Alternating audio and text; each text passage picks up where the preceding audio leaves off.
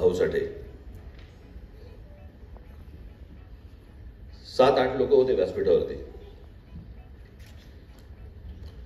आणि हे मला सहसा अनुभव येतात मला या सगळ्या गोष्टींचे. सगळेजण चांगलं बोलत असतात, म्हणजे आत्ताच्या विषयाशी संबंध नाही. हे ह्यांच्यासाठी तुम्हाला म्हणून सांगितलं, आत्ताचा काही संबंध नाही. पण हे मला दरवेळेला ऐकायला येतं पहिल्या भाषणापासून. ज्यांना पहिल्यांदा बोलवतात भाषणासाठी, आज आपण इकडे सगळेजण राजसाहेबांचं भाषण ऐकण्यासाठी इथे आलेले आहात, पण त्यांच्या आधी पहिल्यांदा हे बोलतील. त्यांचं संपलं. आम्हाला कल्पना आहे की आज आपण इकडे सगळेजण जमलेले आहात आणि आपण राजसाहेबांचं भाषण कधी सुरू होतं, पण त्यांच्या आधी हे बोलतील. आजच्या एकूणच विषयावरती राजसाहेब काय म्हणणार आहेत बरं का, आणि ते तुम्हाला ऐकण्यासाठी तुम्ही सगळेजण उत्सुक असाल. पण त्याच्या अगोदर हे बोलतील असं बोलून 8 लोक बोलले हो. पण ते काय वाईट बोलत नव्हते, चांगलं बोलत होते. पण मला दुसरीकडे माझ्या घरी ओपीडी सुरू होती माझी, खूप लोक आले होते. त्यांचं काय करू कळेना. 2 वाजता कार्यक्रम संपला. मला त्यावेळेला भरतच आठवला. 2 वाजले होते. अण्णा जेवायला द्या, अण्णा जेवायला द्या.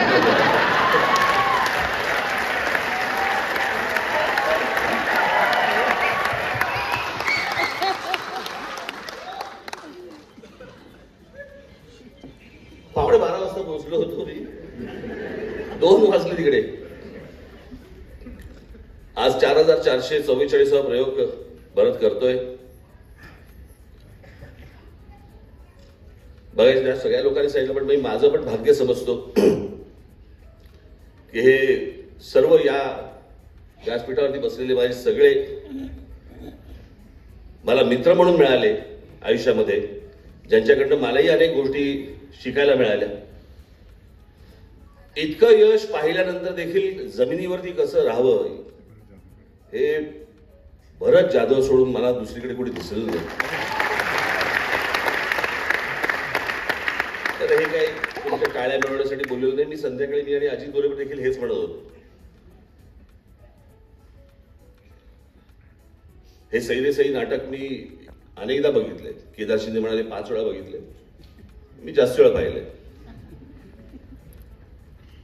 कारण त्याच्यामधलं भरतचं जे काम आहे, त्याची जी एनर्जी आहे, ह्याच्या अगोदर मला असं वाटतं अनेक लोकांचे काही 5000 प्रयोग वगैरे झाले असतील ना, बरोबर. मला असं वाटतं तो मी नव्हेच वगैरे, वस्तरण वगैरे. पण सगळ्यात महत्वाची गोष्ट कुठची आहे, तो मी नव्हेच असेल, वस्तरण असेल, उत्तम नाटकं, उत्तम काम केलं सगळ्यांनी.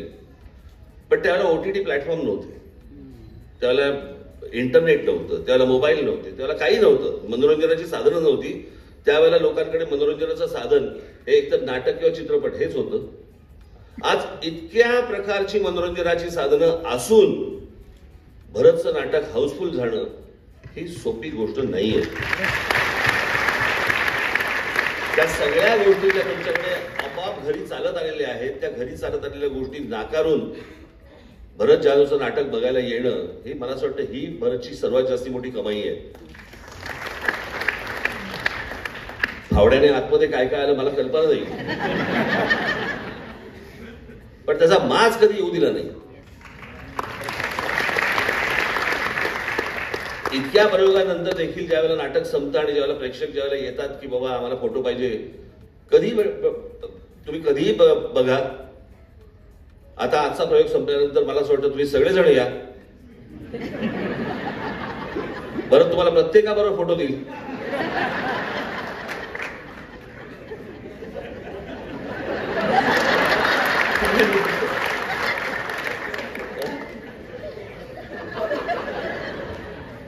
पण एक विलक्षण कलाकृती आज केदार शिंदे यांनी रंगमंचावरती एक 22 वर्षापूर्वी आणली 15 ऑगस्टला. मला 15 ऑगस्ट म्हटलं की फक्त शोले आठवतो की जो 15 ऑगस्टला आला होता, आणि त्याच्यानंतरचा 15 ऑगस्टला आलेला सई रे सई हा मला असं वाटतं मराठीतलाच शोले आहे.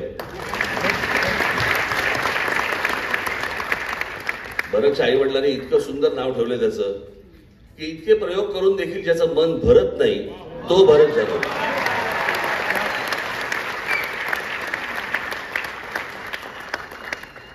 आज भरत आहे, केदार आहे, अंकुश आहे, या त्रिकुटाला किंवा त्रिशूळाला मी सर्व त्यांच्या कला विश्वाला मी मनपूर्वक शुभेच्छा देतो.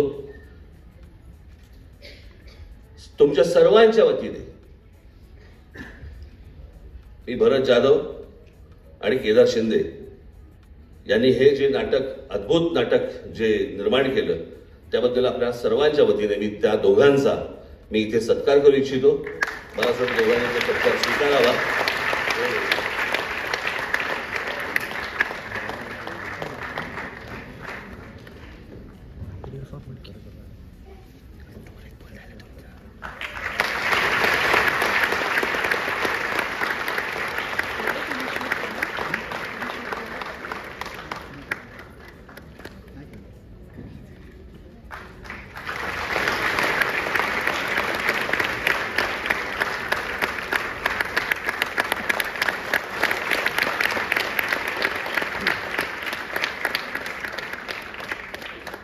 धन्यवाद सर. मराठी चित्रपटसृष्टीमधील latest update, original web series, shows, गाणी आणि एंटरटेनमेंटसाठी आमच्या चॅनलला सबस्क्राईब करा आणि बेल आयकॉन दाबायला विसरू नका.